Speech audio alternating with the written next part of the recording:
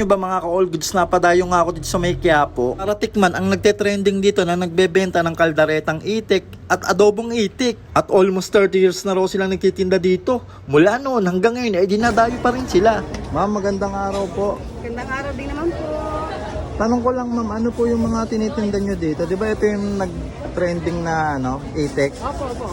Ano po ba yung mga tinitinda nyo bukod sa itik? Ito po ay kaldereta pong itik, Opo. kaya adobong itik.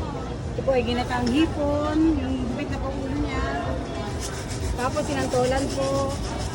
Tanggal na po yung shell niya, laman na lang. Ayan po, magkano naman yan, Nay? 60 po ang takal. Tapos ito, Ito po ay sinayang tulingan.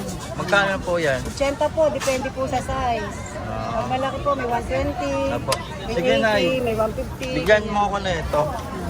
Magkano to, Nay? 180 po, pwede yung 100. Kaldaretang, Pag isang takal po na ganito, 80. kaldaretang ano yan, Nay? Itik po. Ah, itik. Pag Okay, 100 sige. naman po, isa't kalahati. Sige po, Tapos yung Nay. 80, 100. Sige, yung 80 na lang. Okay. Wala kuya. Gano'ng katagal na kayo, Nay, nagtitinda dito? Matagal na po. 1985 pa po kami. Ang tagal na pala, Dati no? po kami po dito. Anong oras po kayo nag-start magtinda dito, Alas Nay? 6 po. Hanggang? Depende po sa hanggang sa maubos po yan. Bali, ano po ba? Homemade po ba yan? Opo, homemade po yan. Lutong bahay ko na po. Saan po galing? Laguna po, Victoria. Sa Laguna, Victoria pa. Yan, Tapos ito ito na, na. sir. Ito, sir. Yan. Ito, sinantolan. Magkano to, Nay, yung order? 50 po ang order. Sige po. Dito guys, matatagpuan Ay, sir. sila. Amin lang. Laguna, Victoria. Ay! Ang saka ng dalawa ka. Magkano?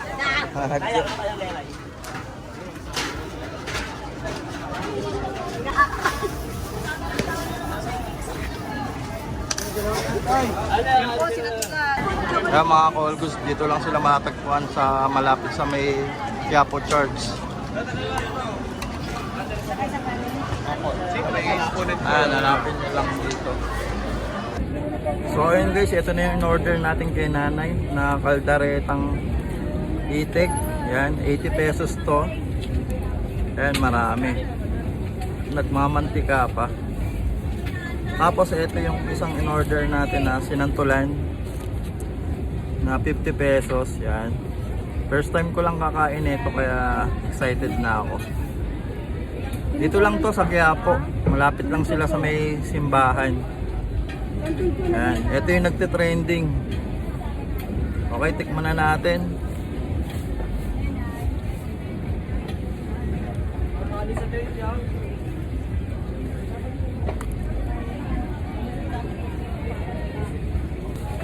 Malasa siya, masarap. Tsaka puro puro laman siya. Ayan o. Sarap guys. Kanin na lang talaga. Sarsa pa lang, ulam na. Titik po, adobo kaldereta, sir.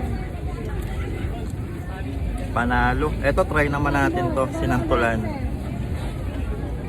Tikman natin. Sarap siya. Medyo maasim-asim. Siyempre, santol to. Pero yung lasa niya, masarap. Lalo na siguro sa kanin. Sarap to. Ayan, bali pinaupo pa tayo ni tatay dito. Sa pwesto nila. Solid. Sarap din to pang pang ulam at saka pang pulutan. Ayan o. Sobrang goods, quality.